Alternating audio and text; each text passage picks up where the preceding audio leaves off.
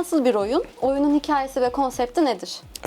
Good Kill aslına bakarsanız bir rail shooter FPS karışımı bir oyun. Oyun 60'lı yıllarda takribi 65-68 yılları arası diyebiliriz. Vietnam'da geçiyor. Bir Amerikalı kapı nişancısını oynadığımız bir oyun konsepti. Oyunun içerisinde çeşitli helikopterlerle kapı nişancısı olarak görevlere gidiyoruz. Bunu anlatan bir konseptimiz var. Bu projede motion capture kullanma fikri nasıl ortaya çıktı? Şimdi FPS oyunlarda motion capture aslında çok da yaygın kullanılan bir yöntem değil.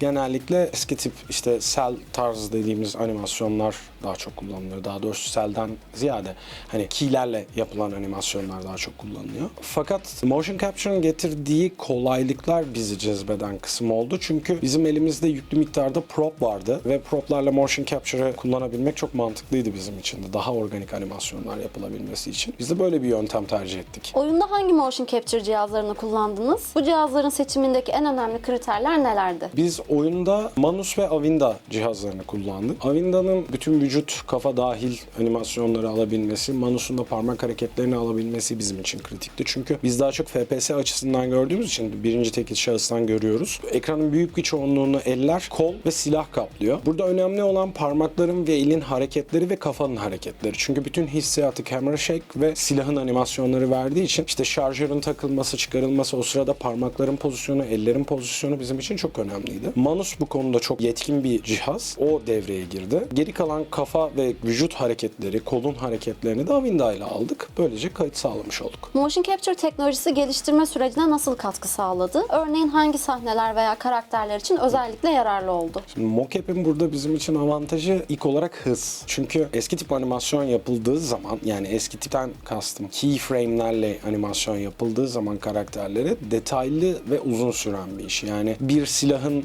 full sequence, işte reload'ları, equip'ları, unequip'ları hepsi dahil bir animasyonun alınması 2 hafta, 2,5 haftayı bulabiliyor bazen çok detaylı olduğu zaman. Manus'la bunu ve Manus ve Avinda ile bunu 1,5-2 günde alabiliyoruz tamamını. Motion capture teknolojisi sayesinde oyununuzda elde ettiğiniz fark yaratan özellikler nelerdi? Şimdi öncelikle animasyonlar çok organik. Yani elde edilemeyecek kadar hani organik bir hal aldı. Bizim burada müdahalemiz sadece ellerin pozisyonlarıyla alakalı oldu. Hani motorun getirdiği gereksinimleri kapsayabilmek için, soketlere oturmak için küçük müdahaleler gerektirdi. Onun dışında hani bizim de çok fazla böyle müdahale etmemiz gereken bir durum olmadı. Elimizde olan silahların proplarıyla bu kayıtları aldık biz de. Ekip için motion capture ile çalışmak nasıl bir deneyimdi? İlk kez deneyenler varsa onlar için öğrenme süreci nasıldı? Aslında Xsense'in learning curve'ü çok hızlı. Çünkü ekibimiz daha önce bir motion capture sistemiyle hiç çalışmamıştı. İlk defa çalışıyorlardı. Hem yazılımı hem donanımı öğrenmeleri çok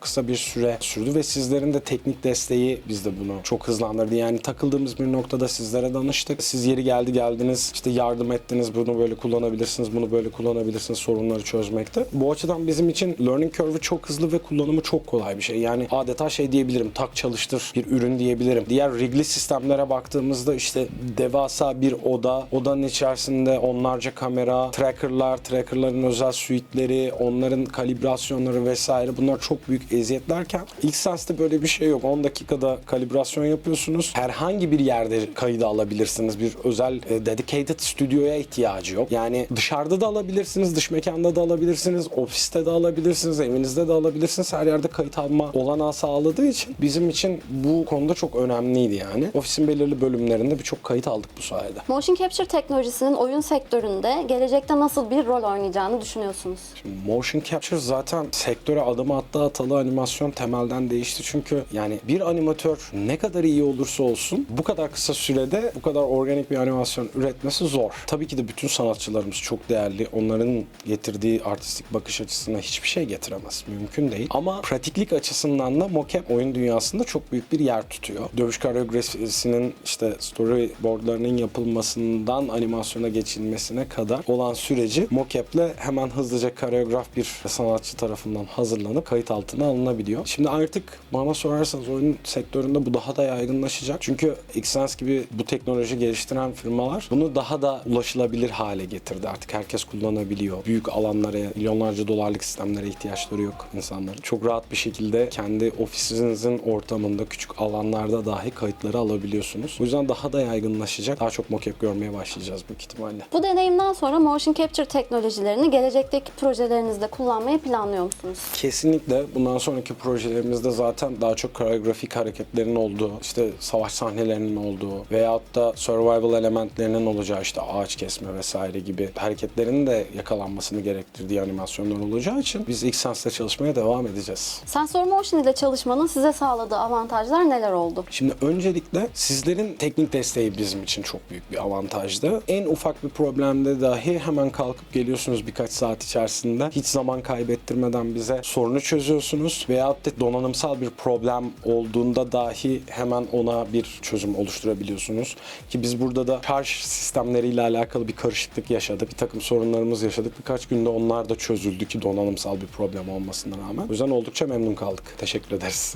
Oyununuzu deneyimlemek isteyenlere bir mesajınız var mı? Şöyle söyleyeyim, Steam'den oyunumuz şu anda erişilebilir durumda. Early Access konumunda. Bizleri deneyip oyunla alakalı feedbacklerini, geri dönüşlerini bize iletirlerse çok seviniriz. Çünkü biz oyunu oyuncularımızın isteklerine göre şekillendirmek istiyoruz. Umarız da güzel feedbackleriyle bizleri memnun ederler. Biz de şimdiden onlara çok teşekkürlerimizi sunuyoruz. Biz de size çok teşekkür ederiz. Çok Ağzınıza sağ olun. sağlık. Çok teşekkürler.